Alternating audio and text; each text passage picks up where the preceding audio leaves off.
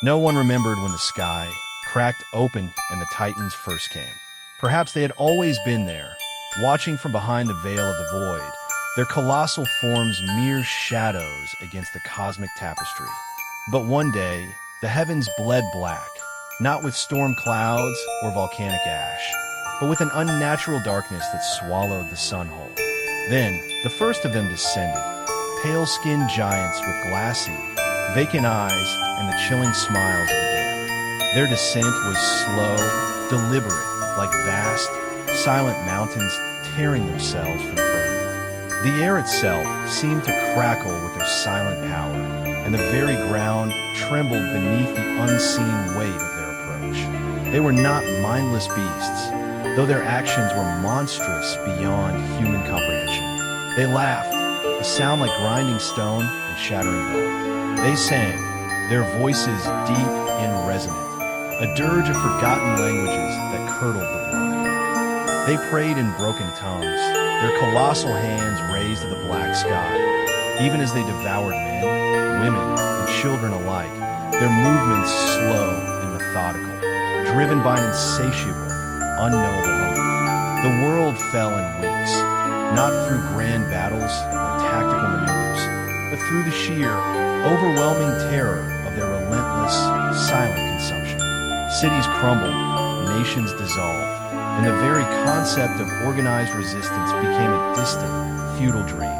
The last remnants of humanity, a desperate, dwindling few, fled behind massive stone walls built atop the crumbling ruins of the old kingdom. The fortress city of Varnholm became their cage and their tomb. It was a monument to their fear, a final, defiant gasp against an unstoppable tide, a place where hope was a luxury and survival the only currency.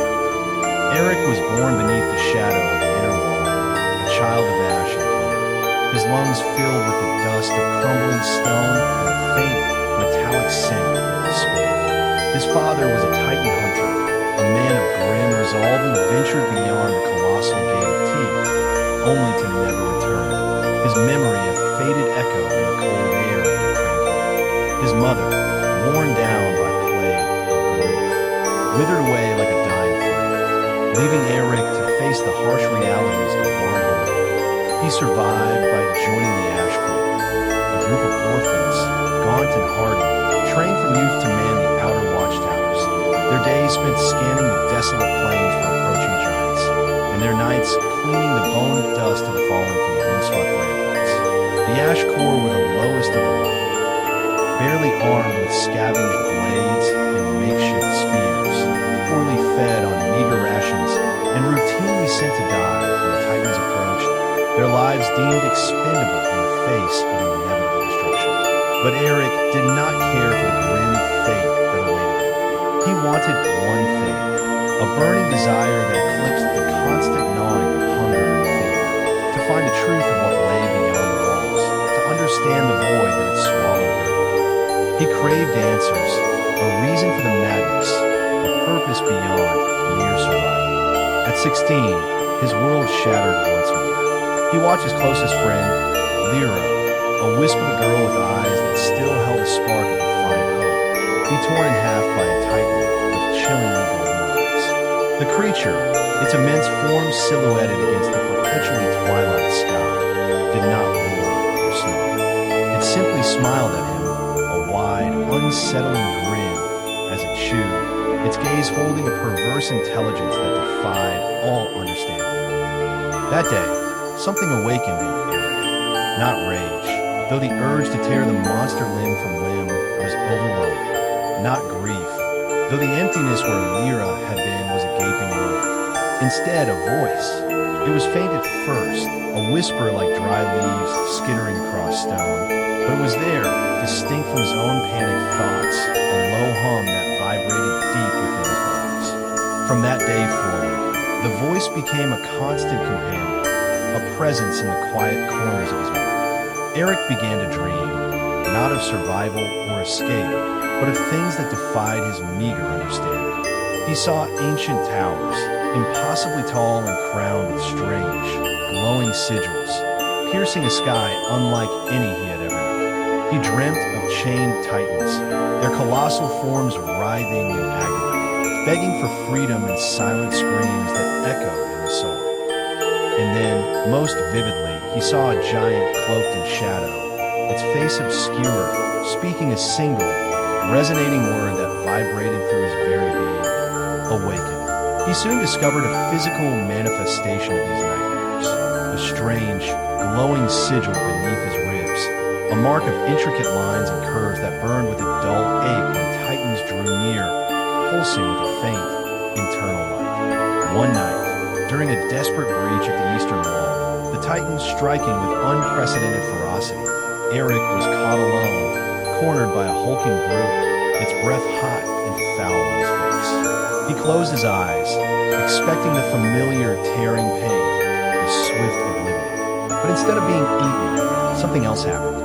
His bones broke, not in a violent shatter, but with a sickening crunch as they reshaped, twisting into new, stronger forms. His muscles tore and regrew, a searing agony that redefined his very flesh. He became a titan. The transformation was not instantaneous, but a slow, horrifying metamorphosis, a violent symphony of pain and rebirth. Not just any titan, a sentient one. He felt a connection to the very air, a deep resonance with the earth beneath him, a heightened awareness that was both terrifying and exhilarating. When he awoke hours later amidst the ruin of the outer wall, the acrid scent of ozone and blood filling the air, Eric stood in the crater of a dozen dead titans, their colossal forms twisted and broken around him. He felt their deaths as a dull ache in his own newly formed limbs. The people of Varnholm, those few who dared to venture out, saw him and recoiled in terror. They called him a demon. The Church of the Severed Crown, their stern, robed figures emerging from the inner sanctums, branded him an abomination, an unholy manifestation of the very evil they preached against.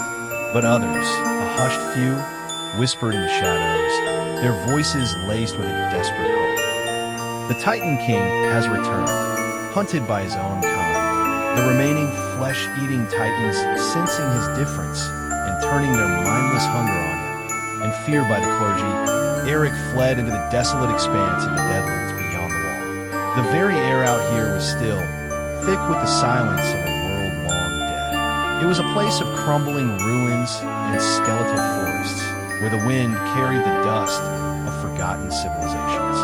Here, in the shadow of a colossal, broken statue, he met Mary, a one-eyed priestess and heretic, her face etched with wisdom and defiance, who claimed that titans were not monsters, but fallen gods. She told him a tale that shattered everything he had ever known, a whispered history of the Old Kingdom, a golden age when titans once protected humanity, acting as benevolent guardians, their power wielded for the good of all. But then, they were betrayed, tricked and bound by a forgotten empire driven by fear and ambition. Their immense power was leashed, their forms twisted, their minds fractured. The Church of the Severed Crown, Marin revealed, had twisted their tale, sanctifying their imprisonment, painting them as malevolent entities to justify their own rise to power. The flesh-eating titans were not natural. They were cursed, their primal hunger a symptom of their corrupted state, a byproduct of their broken pact. And the blood that awakened Eric's transformation was not merely powerful. It was royal. He carried the gene of the last Titan King, a lineage thought long extinct, a remnant of a power capable of uniting and freeing the imprisoned giants. Marin believed Eric could break the curse, restoring the Titans to their former glory, and in doing so, perhaps even heal the fractured world. But to do so, he would need to gather the relics of origin, ancient artifacts of immense power, hidden in Titan-infested zones, each one a piece of shattered truth. Eric's journey, guided by Marin's cryptic knowledge and the insistent whisper of the voice within him, brought him to shattered temples where moss grew on forgotten gods, to buried cities where the dust of ages lay undisturbed, and to the chilling silence of desecrated sanctuaries. He fought titans with eyes that wept tears of black ichor, titans that whispered names of forgotten loved ones,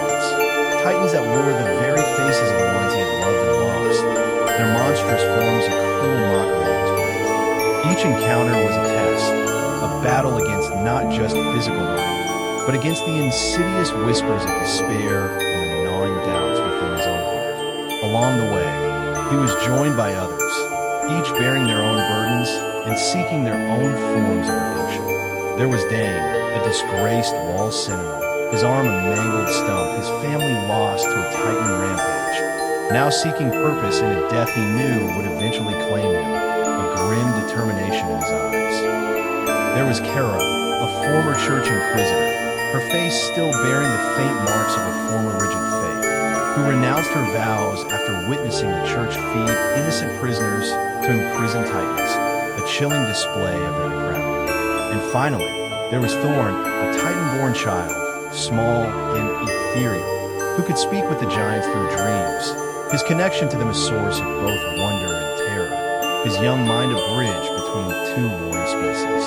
Each of them bore their own trauma, their own scars, both visible and hidden, and each, in their own way, through their stories and their actions, revealed parts of humanity's deeper sins, the layers of deceit and cruelty that had brought them to this desolate point. When Eric returned to Varnholm, not as a refugee, but as a figure of unsettling power, bearing the first relic, the heart of origin, pulsating with a faint, warm light, he was betrayed.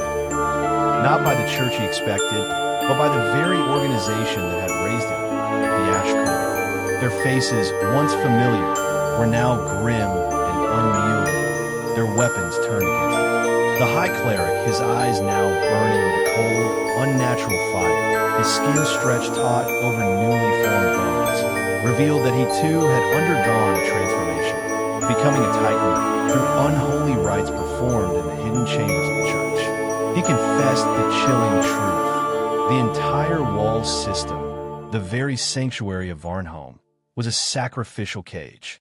The world beyond had long since died, stripped bare by the rampaging Titans.